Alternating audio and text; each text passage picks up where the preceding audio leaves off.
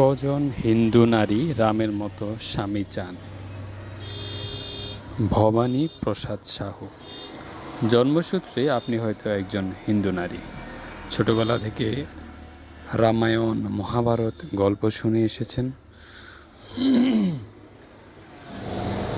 রাম, লক্ষ্মণ, সীতা থেকে যুধিষ্ঠির, দুর্যোধন, দুঃশালার কথা জানেন।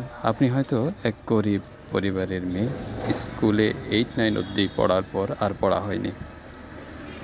তারপর কোনো রকমে এক নিম্ন মধ্যবিত্ত যুবকের সঙ্গে বিয়ে হয়েছে, কিংবা মোটামুটি সচ্ছল একটা পরিবারে আপনার জন্ম, গ্র্যাজুয়েট হয়েছেন, একটি ছোট স্কুলে চাকরিও করছিলেন। এমন সময় বিয়ের সম্বন্ধ আসায় বা নিজে দেখে শুনেই একজনকে বিয়ে করলেন।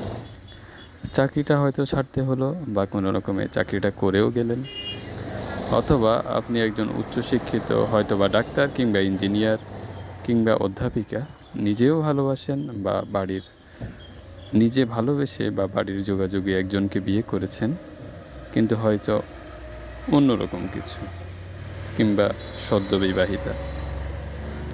বিয়ের কিছুদিন পর দূরে কোথাও বেড়াতে গেছেন, হয়তোবা শৈলশহর কিংবা সমুদ্রতট অথবা জঙ্গল ঘেরা মনোরম জায়গা। দুজন মিলে বেড়াচ্ছেন। এমন সময় কেউ একজন আপনার স্বামীকে বোকা বানিয়ে বা কুপোকাত করে আপনাকে ধরে নিয়ে পালিয়ে গেল। অনেক খোঁজাখুঁজির পর আপনার স্বামী জানতে পারলেন কোনো এক অভিজাত ব্যক্তি আপনাকে অপহরণ করেছেন এবং আটকে রেখেছে, আর সমানে আপনাকে বিয়ের জন্য চাপ দিচ্ছে। তার পরিচিত মেয়েদেরকে বসিয়েছে আপনার পাহারায়, যাতে আপনি পালাতে না পারেন। কিন্তু একদিন পুলিশ আর বন্ধুবান্ধবের সাহায্য নিয়ে অনেক পরিশ্রম করে আপনার স্বামী আপনাকে ওই বন্দি দশা থেকে উদ্ধার করলেন। কিছুদিন পর স্বামীর সাথে সাক্ষাতের পুলকে আপনি তখন তীব্র আনন্দ ও বেদনায় ভাসছেন। কিন্তু ওই সময় ওখানে আপনার ওই প্রিয় স্বামী আপনাকে বললেন, ওই বন্দিসভায় আপনি যে সতী ছিলেন, অর্থাৎ যৌন মিলন করেননি, তার প্রমাণ দিতে হবে, ডাক্তারি পরীক্ষা দিতে হবে। তারা আপনার যোনি পরীক্ষা করবেন, প্রয়োজনে প্রস্রাব পরীক্ষা করবে, গর্ভবতী কিনা জানবেন ইত্যাদি। তখন আপনার কেমন লাগবে? আপনি নিশ্চিত যে বন্দিদশায় আপনার সাথে কারো যৌন মিলন হয়নি, তবু আপনি রাজি হলেন এবং ডাক্তাররা রায় দিলেন না, আপনি ধর্ষিতা নন। একমাত্র তখনই আপনার স্বামী আপনাকে গ্রহণ করলেন। এরপর তো সবাই মিলে বাড়ি এলেন, বেশ সুখে ঘর সংসার করছেন। আপনার জড়াইতে এলো আপনার স্বামীর সন্তান। কিন্তু ওই সময় একদিন আপনার স্বামীর কানে এলো, পাড়ার লোকেরা, আত্মীয় স্বজন আপনাকে সন্দেহ করছে। দীর্ঘদিন বন্দি অবস্থায় আপনার যৌন জীবন সম্পর্কে তারা সন্দিহান, কারণ তারা তো আগে ডাক্তারের পরীক্ষার কথা জানে না, জানলেও তাদের সামনে হয়নি। মনে করা যাক আপনার স্বামী একজন জনপ্রতিনিধি, তিনি সিদ্ধান্ত নিলেন জনর সম্মুখে নিজের ইমেজ ঠিক রাখতে হবে, কিংবা তিনি একজন সাধারণ মানুষ, কিন্তু তিনি চারপাশের লোকজনকে সন্তুষ্ট রাখতে চান। আপনার দেবরকে ডেকে বললেন, যাও, বৌদিকে এই ঘর থেকে দূরে অন্য কোথাও রেখে আসো, কিংবা বাপের বাড়িতেই পাঠিয়ে দিতে বললেন। আর সঙ্গে সঙ্গে তিনি দুঃখ পেলেন, তাও আপনি জানেন। তবু এভাবে বিতাড়িত হওয়ার পর আপনার কেমন লাগবে?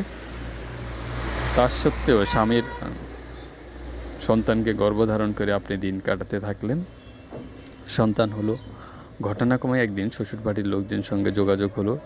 ছেলের খবর শুনে স্বামী আর থাকতে পারল না, সসম্মানে ভালোবাসায় আপনাকে ফিরিয়ে নিলেন। কিন্তু এতদিন তো আপনি ঘর ছাড়া, তাই আপনার স্বামী হয়তোবা পাড়ার লোকজন বা বন্ধুবান্ধবের চাপে আবার চাইলেন আপনার চারিত্রের শুদ্ধতা যাচাই করে ডাক্তারি পরীক্ষা ইত্যাদি। না, আপনার সহ্যের সীমা ছাড়িয়ে গেছে, আপনি ক্ষোভে দুঃখে আত্মহত্যা করলেন। আচ্ছা, সত্যি করে বলুন তো, এমন স্বামী কি আপনি চান?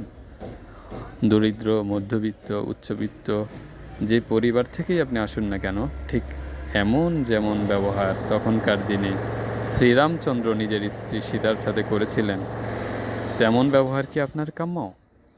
আপনি রামচন্দ্র পড়েছেন, রামায়ণ পড়েছেন, তাই রামের এমন ব্যবহার আপনার জানা। আপনি যদি জানেন যে আপনার ভাবী স্বামী রামের মতো ব্যবহার আপনার সঙ্গে করবেন, তবে কি আপনি ওই ব্যক্তিকে বিয়ে করবেন? সত্যি কথা বলুন তো।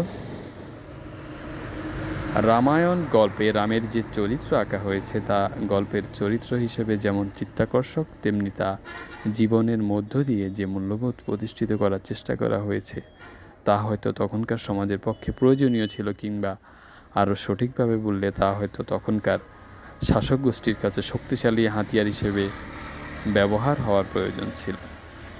রামায়ণ নিয়ে বা রামের চরিত্র নিয়ে সূক্ষ্ম গবেষণার মধ্যে না গিয়েও বলা যায়, রামের চরিত্রের এমন দিকটি এখনকার কোনো মেয়ে, এমনকি রামভক্ত নারীও অতি সহজে মেনে নিতে প্রস্তুত নন।